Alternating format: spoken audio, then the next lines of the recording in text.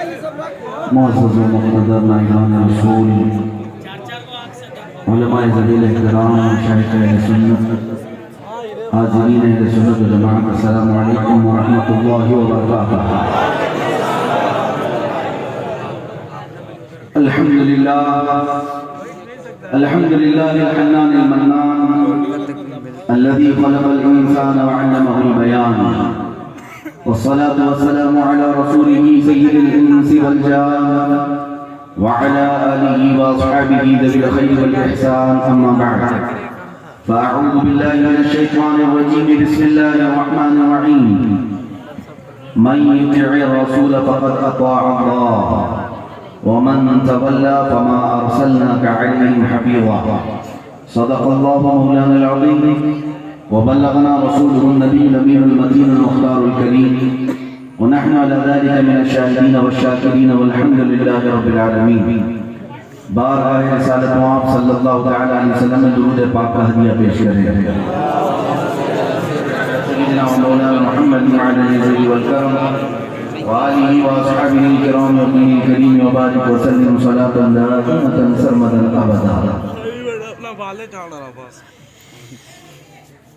عزیزان اکرام اوقات، بہار کی سرزمین پر پہلے میری آمد میں اور اس منبر نور سے پہلی مرتبہ آپ سے مخاطب ہوں۔ علماء کا زور بیان، شعراء کی ولولہ انگیزی، جس انداز سے میں محسوس کرتا رہا، یہ میرے لیے پہلا تجربہ ہے۔ یہ آپ کی محبتیں ہیں۔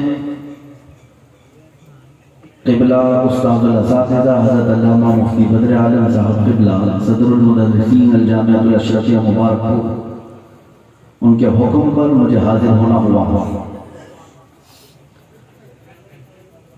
میں ہو سکتا ہے آپ کے علاقے کے اعتبار سے تقریر اور خطابت نہ کر سکتا، اس لیے کہ ویسی نہ میرے پاس آواز ہے جیسے مولانا ظاہر صاحب کے پاس ہے، نہ ویسا جوش ہے کہ ہم اسٹیج کو ہلا سکیں۔ بس اتنا یقین ہے مصطفیٰ کریم کی ذات پر کہ کمزور آواز بھی نکلے تو دلوں کو چیر کر جاتا ہے۔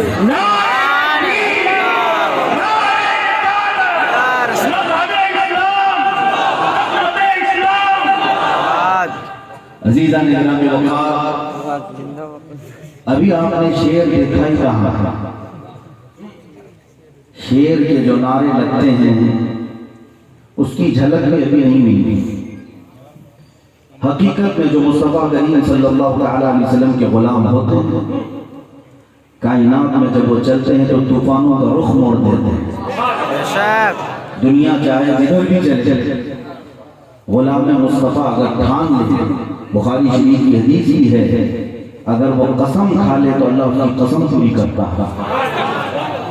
میرے عزیزو، یہ ہلکا نہ سمجھو کسی غلام مصطفیٰ کو، بس شرط یہ ہے کہ نبی پاک کی غلامی میں کامل ہو جائے، پھر کائنات اس کے لیے مسخر کر دی جاتی ہے، چاند و سورج اس کے تابع فرما بردار بنائے جاتے ہیں۔ میں آج آپ کے سامنے حاضر آیا ہوں صرف اس جذبے کو لے کر کہ پوری دنیا آج ایڑی چوٹی کا زور لگاتی ہے اس بات پر کہ مسلمانوں سے ایک دولت چھین لی جائے، جس کو اقبال کہتا ہے یہ فاقہ کش موت سے ڈرتا نہیں ذرا۔ حالات تو ایسے ہیں ہمارے کہ کوئی ہم میں سے موت سے ڈرتے نہیں۔ مسلمان کا ایک دوسرا لقب ہے کفن بردوش۔ مسلمان کو کفن بردوش کہا جاتا تھا، یعنی یہ جو ہم عمامے پہنتے ہیں اس نیت سے بھی کہ جہاں موت آئے اسی کو کفن بنا لیں، جس راستے پر چلے موت آئے تو کفن بھی یہی ہے ہمارا۔ میرے عزیزوں، موت سے انسان کا سب سے زیادہ کسی چیز کا خوف ہے تو موت کا ہونا چاہیے، اور مسلمان کے اندر یہ خصوصیت ہے کہ یہ موت سے بھی نہیں ڈرتا۔ لیکن کون سا مسلمان جس کو اقبال کہتا ہے، یہ پورا یورپ جانتا ہے، پورا مغرب جانتا ہے، یہ فاقہ کش موت سے ڈرتا نہیں ذرا، روح محمدی اس کے بدن سے نکال دو، روح محمدی اس کے بدن سے نکال دو۔ جب تک روح محمدی اس کے بدن میں ہے پھر دنیا کی کسی طاقت سے نہیں ڈرتا، کسی طاقت سے نہیں ڈرتا۔ آج پوری دنیا جو طاقت لگا رہی ہے اس بات کے لیے کہ تمہارے سینوں سے روح محمدی نکلے۔ روح محمدی ہے کیا چیز؟ یہ وہی روح محمدی ہے جو ہمیں اپنے گھروں سے باہر لے آتی ہے، وہی جذبہ ہے جو مصطفیٰ کے نام پر ہمیں اکٹھا کر دیتا ہے۔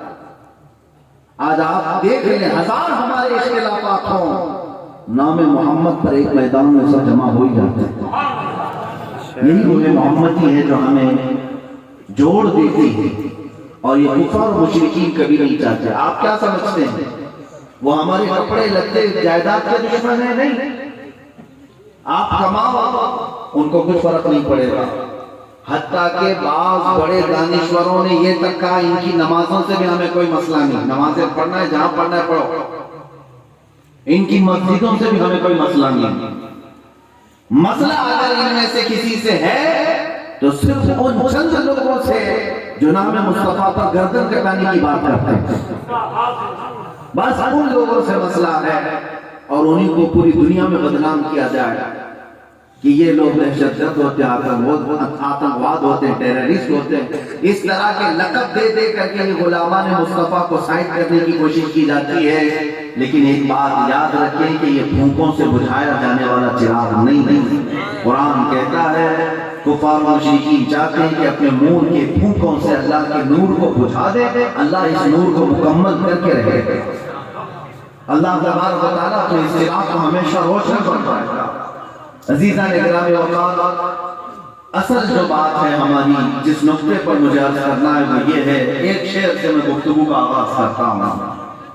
ان کے جو ہم غلام تھے خلق کے پیشوا رہے، ان کے جو ہم غلام تھے خلق کے پیشوا رہے، ان سے پھرے جہاں پھرا پھر آئی کمی بہار۔ صرف یہی ایک نقطہ ہے جس کو سمجھ لیں۔ اقبال کیا خوب کہتا ہے کہ زوال بندے مومن کا بے ذریعے سے نہیں، یہ جو سبب ہے ہمارے زوال کا یہ بے ذریعے سے نہیں ہے کہ تمہارے پاس مال نہیں ہے اس لیے تم آج عاجز ہو گئے، آج ذلیل ہو گئے، نہیں، سبب کچھ اور ہے جسے تم خود سمجھتے ہو۔ وہ کیا ہے؟ ان کے جو ہم غلام تھے خلق کے پیشوا، مصطفیٰ کریم کی غلامی۔ میں آپ کو بتاؤں کہ اس نقطے پر جب تک آپ واپس نہیں آئیں گے ٹھوکریں کھاتے رہیں گے۔ مجھے ایک بات یاد آتی ہے، مصر کی سرزمین پر پڑھنے کے زمانے میں ہمارا ٹیسٹ چل رہا تھا، اور مورل اس طرح سے ایگزام ہوتے ہیں، کچھ بھی جنرل کوشچن کیے جاتے ہیں، اور میں ہندوستانی، مجھے ایک استاد نے کوشچن میں یہ دیا کہ فٹ بال کے کتنے کھلاڑی ہوتے ہیں، مجھے پتہ نہیں تھا، کیونکہ ہمارے یہاں فٹ بال کا زیادہ رواج نہیں، کرکٹ کا زیادہ رواج، اور عرب والے کریزی ہیں فٹ بال کے پیچھے، اور اگر کوئی نہیں جانتا تو اس کو پاگل سمجھتے ہیں۔ تو میں نے کہا کہ مجھے اس کی خبر نہیں ہے، تو انہوں نے بتایا کہ 11 کھلاڑی ہوتے ہیں۔ پھر ایک بات چلی، انہوں نے کہا کہ تم جانتے ہو کہ فٹ بال میں ہوتا کیا ہے؟ کہا کہ 11 کھلاڑی ادھر ہوتے ہیں، 11 ادھر ہوتے ہیں، لیکن ایک گیند کو سارے لوگ گھما رہے ہوتے ہیں، اور سب کا مقصد ایک ہی ہے کہ اس کو کسی طرح سے گول کر دیا جائے۔ کہا یہ تو ہوتا ہے، ہم نے دیکھا کہ اس استاد محترم نے ایک بڑی اچھی بات کہی تھی۔ کہا کہ بیٹا میں یہاں پر کھلاڑی اور کھیل تمہیں سمجھانا نہیں چاہتا، کبھی تم نے غور کیا کہ اس گیند کو یہ لوگ سارے لوگ مل کے کیوں مار رہے ہیں؟ ادھر کے 11 بھی ادھر کے 11 بھی ایک ہی گیند کو مار رہے ہیں، کیوں مار رہے ہیں؟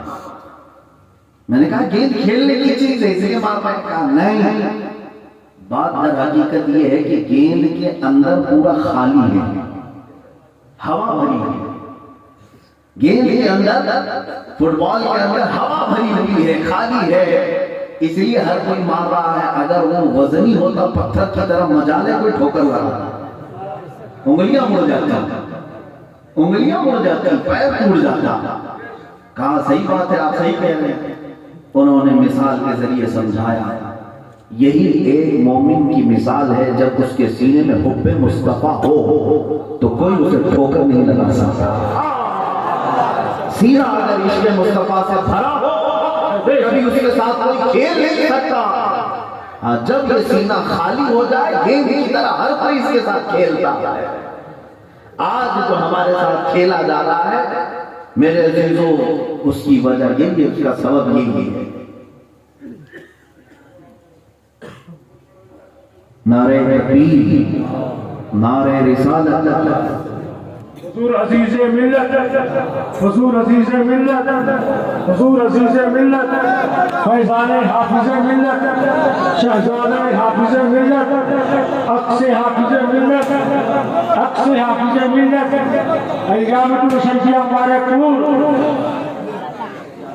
حضور پیر طریقت، حضور پیر طریقت، عزیزی دولہا، عزیزی دولہا،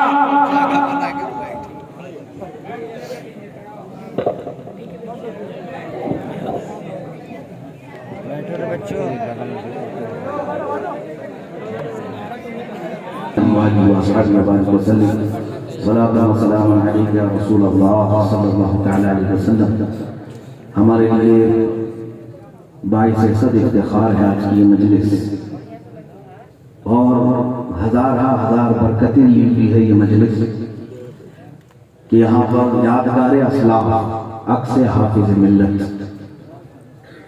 استاد الاساتذہ سربراہ اعلیٰ الجامعۃ الاشرفیہ حضور عزیز ملت ادام اللہ اقبالہ جلوہ بار ہیں ممبر نور، آپ کے چہرے انور کی برکتیں اللہ تعالی ہم سب کو عطا فرمائے، اور جو خوش اچینی سرکار حافظ ملت سے آپ کی ہے اس کے چند قطرے مولا ہمیں صدقے میں عطا فرمائے۔ جس شخصیت کو آپ دیکھ رہے ہیں اللہ تعالیٰ نے انہیں اپنے دین کی خدمت کے لیے چن لیا۔ کوئی سال 2 سال کسی جگہ خدمت کر لیتا ہے مسلسل، جس کو سربراہی میں ہی تقریباً 50 سال کے قریب کا عرصہ گزرنے پا گیا۔ یقیناً یہ رب ذوالجلال کی عطاؤں میں سے بڑی عطا ہے۔ حدیث پاک میں ہے کہ اللہ تبارک و تعالیٰ جب کسی کو پسند فرماتا ہے تو نیکیوں اور دین کی خدمت میں اسے لمبی عمر عطا کرتا ہے۔ اللہ تعالیٰ حضور عزیز ملت کو اور درازی عمر عطا فرمائے، ان کا سایہ جامعہ اشرفیہ بلکہ پورے ہندوستان پر قائم و دائم رکھے۔